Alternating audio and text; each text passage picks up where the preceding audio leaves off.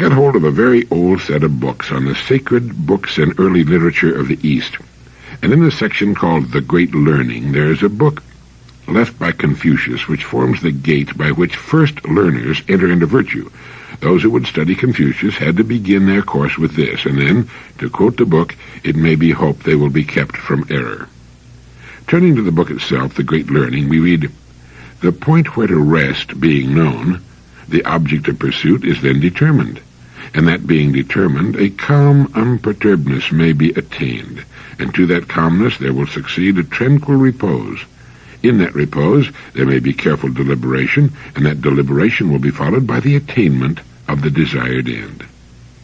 It means that once you know where you're going, you can relax. In that relaxation, you'll find the deliberation you need, and that deliberation will be followed by the attainment of your goal. How ancient that wisdom is.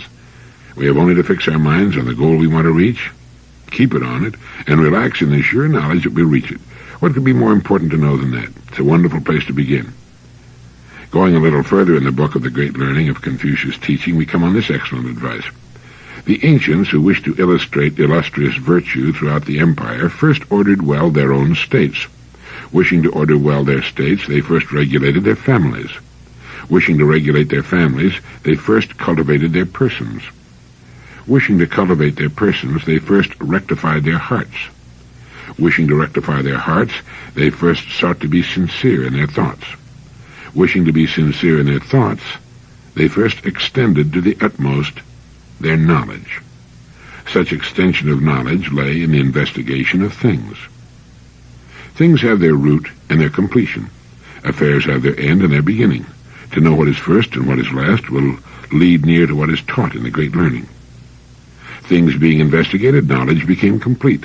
Their knowledge being complete, their thoughts were sincere. Their thoughts being sincere, their hearts were then rectified. Their hearts being rectified, their persons were cultivated. Their persons being cultivated, their families were regulated. Their families being regulated, their states were rightly governed. And their states being rightly governed, the whole empire was made tranquil and happy. From the emperor down to the mass of the people, all must consider the cultivation of the person, the root of everything besides.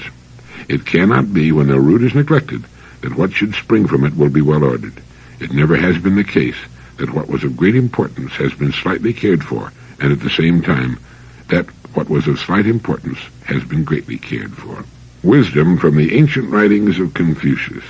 The point where to rest being known, everything else will fall into place.